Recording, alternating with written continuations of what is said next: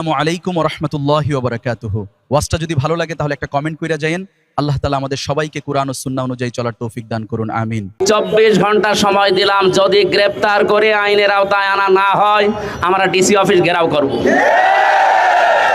আপনাদেরকে সাবধান করছি, এই কুষ্টিয়াতে কোনো সন্ত্রাসী কর্মকাণ্ড চলতে দেওয়া হবে না ইনশাআল্লাহ।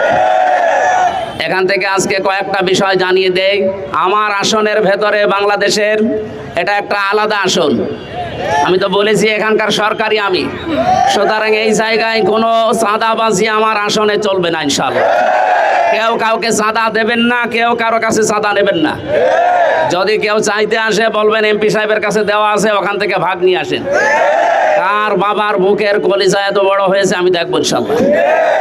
2 নম্বরের বিষয় বলছি, যারা আমাদের সদর থানার এবং ইবি থানার যারা দায়িত্বে আছেন, এসএলআর এসপি ডিসি যারা আছেন, জনগণের জন্য এখন থেকে আমরা যা বলবো আপনাদের জনগণের জন্য হলে এইটাই করা লাগবে। এর বিপরীত যদি কোনো কিছু আমি দেখি বা আমরা দেখি, আপনাদেরকে কিন্তু এই জেলায় আমরা আর থাকতে দেবো না। কারণ এই জেলা আমাদের জেলা, আমাদের প্রাণপ্রিয় জেলা। এই জেলাকে আমরা যেভাবে সুন্দর এবং স্বচ্ছভাবে গড়তে চাই, আপনাদের সাহায্য নিয়ে আমরা আশা করব আপনারা সাহায্য করবেন। প্রাণপ্রিয় কুষ্টিয়াবাসী, আমাদের নেতৃবৃন্দ কথা বলেছে, আমি কয়েকটা বিষয়ের ওপরে আলোকপাত করে আমার কথা শেষ করব। এখন নতুন ফ্যাসিস্ট হওয়ার জন্যে যে মানুষগুলো এই কুষ্টিয়াতে বিশেষ করে মাথা চাড়া দিয়ে উঠতেছে, আমরা এই যে এই বাড়িগুলোর দিকে একটু তাকাতে বলবো। এই সেই বাড়িগুলো যেখান থেকে পানির বোতল, শরবতের বোতল আমাদের জন্য এই মানুষগুলো ফেলে দিয়েছিল।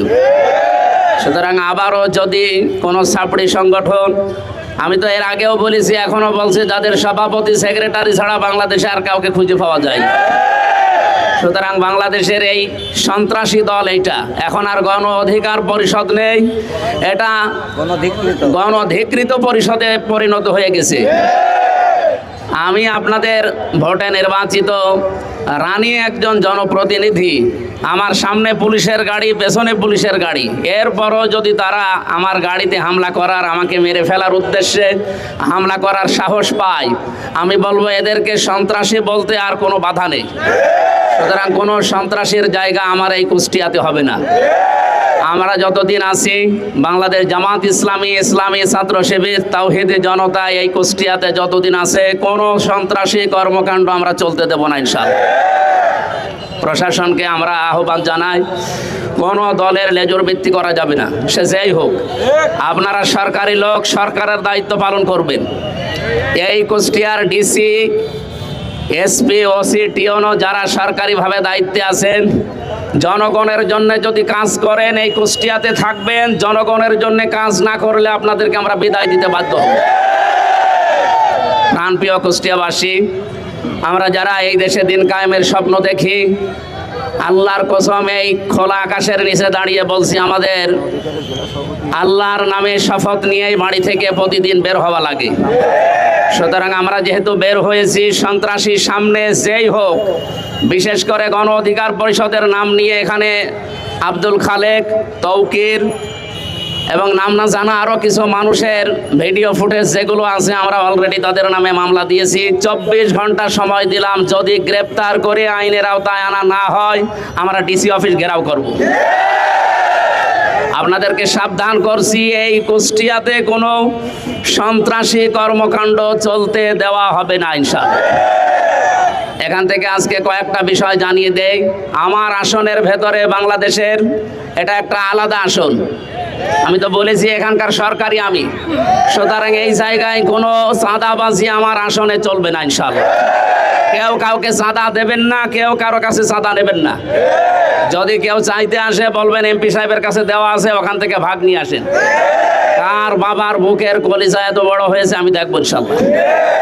2 নম্বরের বিষয় বলছি, যারা আমাদের সদর থানার এবং ইবি থানার যারা দায়িত্বে আছেন, এসএলআর এসপি ডিসি যারা আছেন, জনগণের জন্য এখন থেকে আমরা যা বলবো আপনাদের জনগণের জন্য হলে এইটাই করা লাগবে। এর বিপরীত যদি কোনো কিছু আমি দেখি বা আমরা দেখি, আপনাদেরকে কিন্তু এই জেলায় আমরা আর থাকতে দেবো না। কারণ এই জেলা আমাদের জেলা, আমাদের প্রাণপ্রিয় জেলা। এই জেলাকে আমরা যেভাবে সুন্দর এবং স্বচ্ছভাবে গড়তে চাই, আপনাদের সাহায্য নিয়ে আমরা আশা করব আপনারা সাহায্য করবেন। আমার প্রাণপ্রিয় কুষ্টিয়াবাসী যারা এসেছেন, নিজেদের কাজকর্ম বাদ দিয়ে আজকের এই বিষয়ের উপরে, এই যে অন্যায়ের প্রতিবাদ সভায় যারা আজকে উপস্থিত হয়েছেন, সবাইকে অন্তঃস্থল থেকে ধন্যবাদ জানিয়ে আমি আর একটা কথা বলতে চাই শেষে। বাংলাদেশে এই 55 বছরে যে গেমটা জামাত শিবিরের ওপরে খেলা হয়েছিল, রাজাকার, আলবদর, জঙ্গি, বিভিন্ন ট্যাগ দিয়ে, এগুলো ভারতের একটা নাটক। এই নাটক বাংলাদেশে এখন আর খায় না এবং ভবিষ্যতেও কেউ খাবে না ইনশাআল্লাহ। সুতরাং আমরা সন্ত্রাসীদেরকে জানিয়ে দিতে চাই, এই দেশে জামাত ইসলামী এবং ছাত্র শিবিরের ওপরে এই ট্যাগ যদি কেউ দিতে চান, আমি স্পষ্টভাবে আপনাদেরকে বলছি, যেহেতু এটা ভারতের তৈরি করা নাটক। আল্লামা দেলাওয়ার হোসেন সাঈদী সংসদে বলেছিলেন, আমাকে যারা রাজাকার বলে এরা পিতৃ পরিচয়হীন অবৈধ সন্তান। সুতরাং এখন থেকে আর কোনো দিন কেউ যদি জামাত ইসলামের শিবিরের ওপরে এরকম উল্টাপাল্টা ট্যাগ দেয়, আমি ঘোষণা দিলাম ওইগুলো ওইরকম বাবা মাহীন সন্তান। আল্লাহ আমাদেরকে ন্যায়ের পক্ষে থাকার তৌফিক দিন, আমিন। আজকে আমাদের প্রধান অতিথি কুষ্টিয়া 4-এর মাননীয় সংসদ সদস্য, উনি কথা বলবেন। আমার এ পর্যন্ত বলে শেষ করছি। আসসালামু আলাইকুম।